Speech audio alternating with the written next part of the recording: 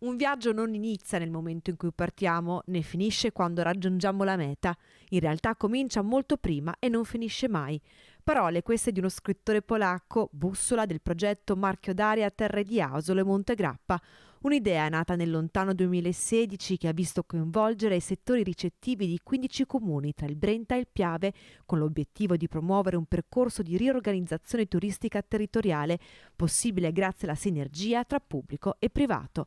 Si passa dal turismo culturale legato al borgo storico di Asolo, alla figura di Antonio Canova, al tema della Grande Guerra, al turismo enogastronomico fino al turismo sportivo. Un settore che passo dopo passo sta tornando alla pre-pandemia e a dirlo sono i numeri. In tutta la regione Veneto nel 2023 sono previsti 19 milioni di turisti che si registreranno almeno una notte in una struttura ricettiva, un 11% in più rispetto al 2021. Se parliamo di presenze invece, ovvero il numero degli arrivi moltiplicati per il giorno di permanenza, i numeri volano a 73 milioni. Un turismo, quello veneto, a tutto tondo. Le mete a registrare una crescita nel 2023 sono lago e montagna.